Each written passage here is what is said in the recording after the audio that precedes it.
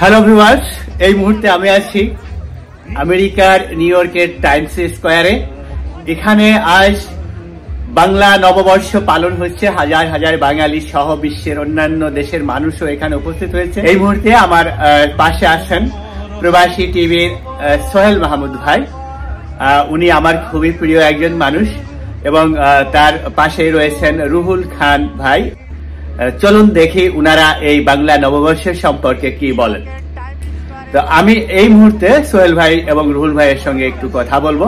পাশেই রয়েছেন রুহুল খান ভাই। উনার ইউটিউব চ্যানেলের নাম রুহুল খান ইউএসএ এবং উনার ফেসবুক পেজের নাম রুহুল খান ইউএসএ। এই অনেকদিন পর আমি রুহুল ভাইয়ের ফ্যান। রুহুল ভাইয়ের অনেক অনেক ভিডিও আমি দেখি প্রতিদিন এবং রুহুল খান ইউএসএ আপনারা জানেন খুবই ভালো এবং জনপ্রিয় একটি চ্যানেল, ইউটিউব চ্যানেল। তো রুহুল ভাই, আপনি এই যে আজকে বাংলাদেশিরা আমেরিকাতে সব থেকে ব্যস্ততম টুরিস্ট প্লেস টাইম স্কয়ারে তাদের ঐতিহ্য, তাদের কালচার, বাংলা নববর্ষ উদযাপন করছে, আপনি এখানে আসছেন, ব্লগ করছেন, তো আপনার অনুভূতিটা বলেন। প্রথমে বলি, এই অনুষ্ঠানটা 2:30 শুরু হয়েছে। আমি একটু দেরিতে এসেছি। তো এখানে আসার পরে আমরা বাংলাদেশের আমাদের হিন্দু মুসলমান দুই পক্ষের লোকজন এখানে দেখলাম। দেখে বেশ অনেকটা কিছু সময় মনে হচ্ছিল যে আমি বাংলাদেশে আছি। আর এখনও অনুষ্ঠানটা কন্টিনিউ হবে নিঃসন্দেহে। একসঙ্গে অনেক বাংলাদেশি দেখলে ভালো লাগে, আমারও ভালো লেগেছে। আর অনেকেরই ইন্টারভিউ করছি যে কেমন আছেন। অনেকে মনে করি এরকম অনুষ্ঠানে আসলে বোঝা যায় না যে ভালোবাসা মানুষ আসলে কতটা ভালোবাসে।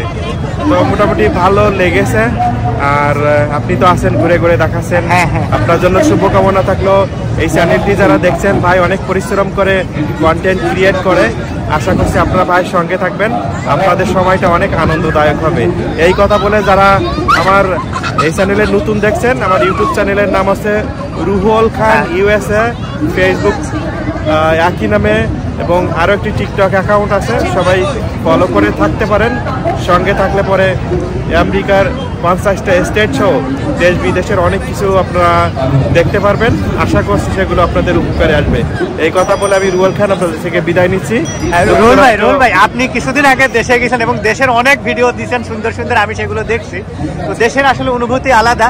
তো আপনাকে অনেক অনেক থ্যাংক ইউ। আপনার অ্যাকচুয়ালি আমি অনেক দিন ধরে চেষ্টা করছি আপনার সঙ্গে কবে দেখা হবে, আজ লাকিলি দেখা হয়ে গেল এবং আপনি আমার ইন্টারভিউ দিলেন। অনেক অনেক ধন্যবাদ আপনাকে। আমরা এখানে পাইলাম আমাদের প্রবাসী টিভির সোহেল ভাই, আমার খুবই খুবই প্রিয় সোহেল ভাই। সোহেল ভাই, কিছু বলেন, আজকে এই যে এখানে বাঙালিরা তাদের পহেলা বৈশাখ উদযাপন করছে, আপনার অনুভূতি এবং আপনি কিছু বলেন। পয়লা বৈশাখ নিয়ে আমাদের বিভ্রান্তি আছে, পয়লা বৈশাখ নিয়ে আমাদের বিভক্তি আছে, যেটা আমাদের সময়ে আমরা যখন বাচ্চা ছিলাম তখন ছিল না, খুব কম ছিল। কিন্তু যত দিন যাচ্ছে এটি বেশি প্রকট হচ্ছে। সেটি নানান কারণে হচ্ছে, রাজনৈতিক কারণ তো অবশ্যই আছে, ভৌগোলিক কারণও আছে।